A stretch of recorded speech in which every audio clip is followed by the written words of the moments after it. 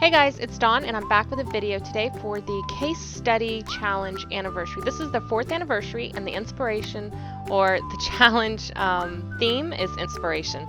So mine is based on all of these great shaker cards that I've been seeing lately, along with our recent vacation. We went to Anna Maria Island in Florida on the west coast, and we found all kinds of sand dollars and starfish, and I just came back feeling very inspired and very nautical.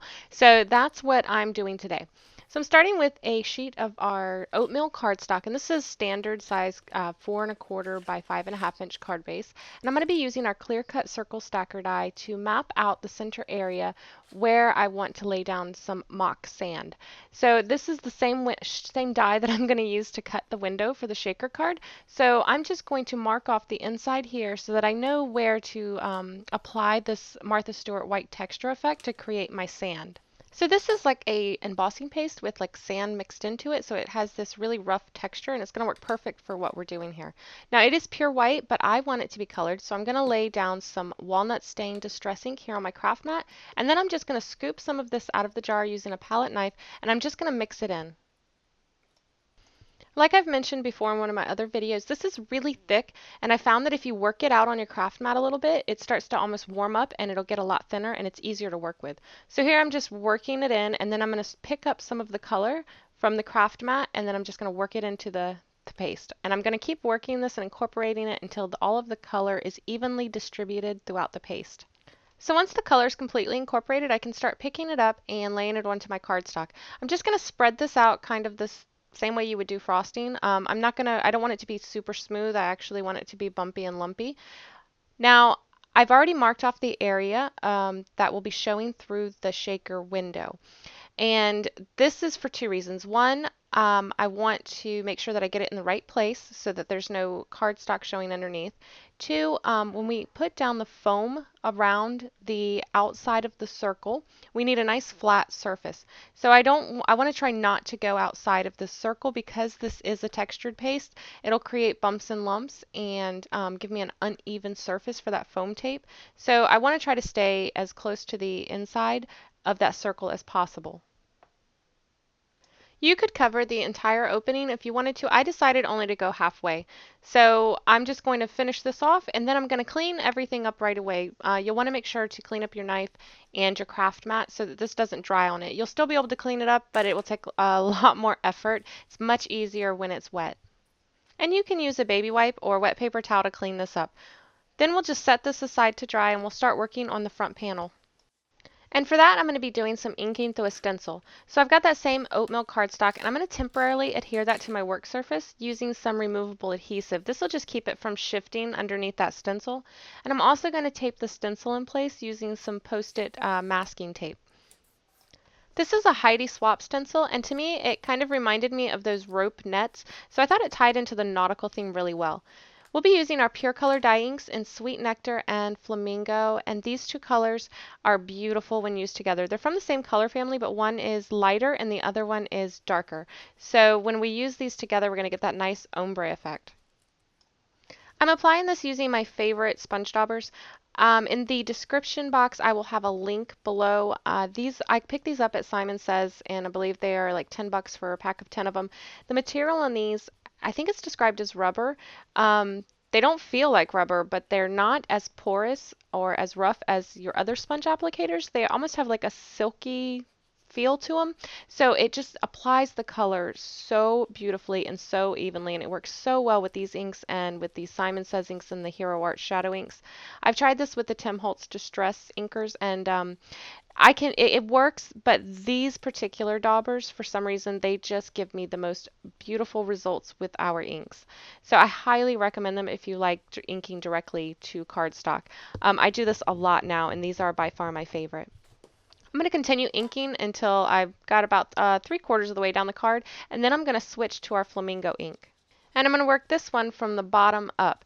Now, you might ask, why would I not start right where I finished off with the Sweet Nectar? Well, that's because I want these to gradually fade into each other, and I want it to be darker at the bottom. So I'll load up my dauber, and I'll apply it heavily at the bottom, and then I'll just use whatever ink is on the dauber as I go up. And that's going to give me a nice smooth transition.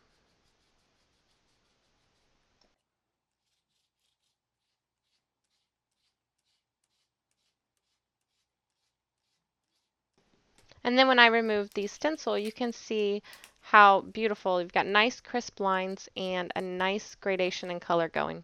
Using that same circle that I used as my guide for the sand, I'm going to cut my opening. And you can see here I'm using that pattern from the stencil to help make sure that I get this nice and centered. And then I'm just going to run it through my Big Shot.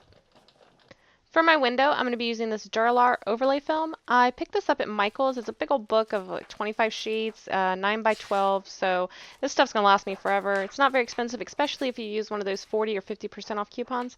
So I'm just going to cut down a little piece just slightly bigger than the window itself and adhere it directly to the back of that panel. If you've worked with acetate, you know that sometimes it has a lot of static on it and your sequins will stick to it in your shaker cards, but you can alleviate this by rubbing over it with your embossing buddy bag. This should take care of any of that static cling and your sequins should shake freely. Now along with my sequins, I want to put some starfish and sand dollars into my shaker card. So I've done that using our guiding light dies here. And these are actually leftovers from another card. I took that same paste and I spread it all over a piece of cardstock, let it dry, and then I die cut these shapes from it. So I've got these nice realistically textured starfish and sand dollars. I'll link to that video as well in the description box below. So now I'm just going to test out exactly what I want to put inside the shaker, look at it through the window, make sure I like what's going on, and then I can start picking out my sequins. I decided to go with all very neutral sequins. I wanted that coral color to really be the star color of the show, so I'm using sand and clear sequins from Pretty Pink Posh. And then I decided I did want some color inside of that shaker window, but wasn't sure what. So I took a plain cardstock cut starfish and colored it with our sweet nectar. And I don't know, it looked too flat against those textured sand dollars. So I took the textured starfish and said, well, let's see if this texture effect will take color. And to my surprise, it did. And it actually colored very well, and because of the texture in the paste itself, it has like shadows and highlights to it and catches the light, and it actually looks really pretty. So I was happy with how that turned out, so that is the one that I decided to use.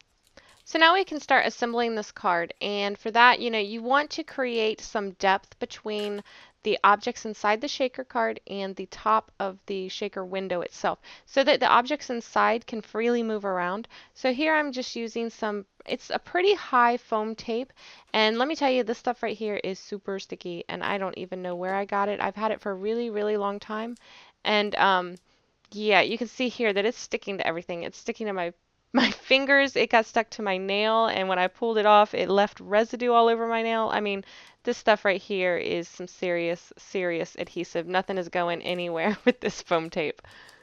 So I'm going to go all the way around the edges, and then since it's a circle, I decided that I didn't want any of the stuff to fall into those corners there and not be seen.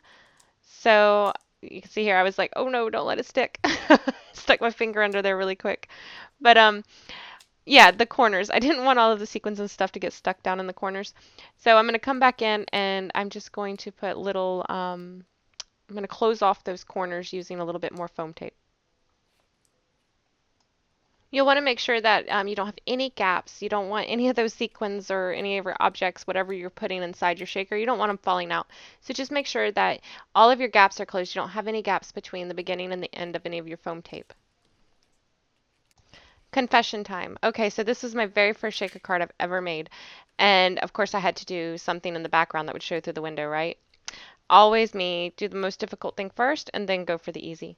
So I've decided, oh, well, I'm just going to dump everything into this middle window here and then I'll just put the back on. Okay, so get ready to laugh because once I lay the back on, I'm like, okay, how do I know that I've got it in there in the right position? Oh, okay, well, that's great. Let me see, will it shake around? Does it have enough room to move? Oh, yeah, it's got enough room to fall out. So, yeah. Then I said, all right, well, maybe I shouldn't put it in the window.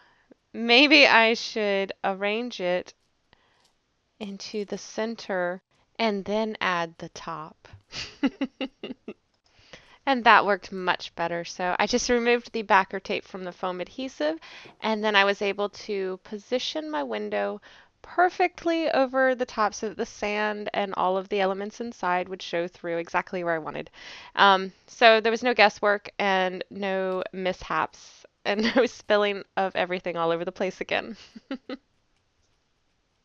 To create the mat, I'm going to use 2 of the concentric circles from our Circle Stackers die, and then I'm going to run them through together, and this will give me a frame that will fit perfectly inside of that die cut window.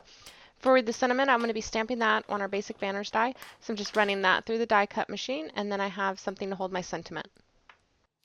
And for that, I'll be using the coordinating basic banner stamp set. I didn't really have a recipient in mind when I made this card, so I figured it'd be a good one for my stash, so I chose to use a pretty basic Best Wishes stamp set, and I'm stamping that in our Sweet Nectar die ink. I figured this would be a good one to have on hand, and it fits several occasions. To adhere the mat for the window there, I'm using some Tombow Mono Multi-Glue, and I want to make sure that I get this on a thin layer. I don't want to add too much because if it smishes out from around the sides, you'll be able to see it really well on that acetate, and yeah, it would just look messy. So thin layer is best. Push that down, and then I'm adding my sentiment using a little bit of foam tape for dimension.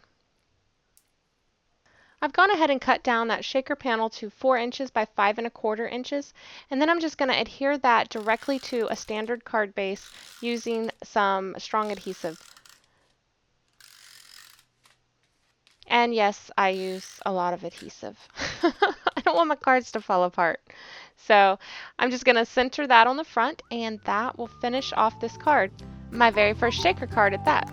So I really hope that you enjoyed today's video. I hope that you learned something. I know I did. I learned not to dump your sequins all over the place. But I really enjoyed making this card, and I really enjoyed participating in the case study anniversary blog hop. Definitely check it out. You can find the link in the description box below. They are always full of so much inspiration. They're inviting you to play along, and they're giving away lots of prizes. So make sure that you stop by. You can find all of the featured W+9 supplies at W+9.com, and you can find lots more information on our blog at www.stampawaywithme.blogspot.com. And don't forget, you can also connect with us on Facebook, Twitter, Instagram. Thank you so much for watching, and I will see you next time. Bye.